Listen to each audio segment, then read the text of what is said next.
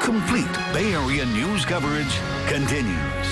This is KTVU Channel 2 News at 5. We have some sad news tonight in the case of a Brazilian student who disappeared in San Francisco 2 months ago. KTVU has now confirmed that a body found floating in the water near McCovey Cove last month has been identified as that of a missing Brazilian student, Paulo Netto. But how did he die? That's the question. We get new information tonight from KTVU's David Stevenson. He's in the city with how all of this is raising a number of questions. David? Yeah, Frank, with confirmation of identity, police are now waiting for the cause of death because that will shape the next phase of this investigation. San Francisco's medical examiner this morning confirmed that the body found floating in the water near McCovey Cove 6 weeks ago is that of 23-year-old Paulo Netto, a visiting Brazilian art student.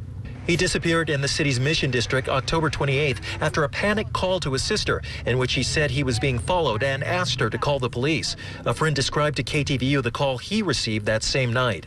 And it's like, oh, Kevin, please help me, please help me, please help me. If you're in trouble, call the police. They're the best people that will help you. It's like, then he hanged up. There are a lot of unanswered questions that we're hoping to find answers to. A big question, who is the man in the surveillance camera picture? Police believe he used Netto's credit card at this Mission District McDonald's a few days after he disappeared. The medical examiner's office today did not release the cause of Netto's death, but at the time the body was found, ME investigators told police that the death did not appear to be suspicious. If it's a homicide, then we'll initiate a homicide investigation, or if it's otherwise, then it stays as the medical examiner's case. Netto's family came to San Francisco soon after his disappearance, distributing flyers and seeking help from the public.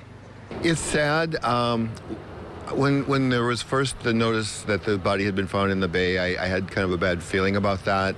Castro Community on Patrol says it will update these missing student flyers to encourage tips about Netto's whereabouts during his final hours. As time goes on, people's memories are going to start to get fuzzy. Asking for help.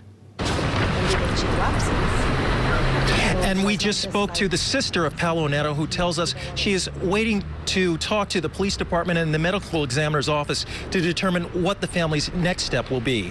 Reporting live in San Francisco, David Stevenson, KTVU, Channel 2 News.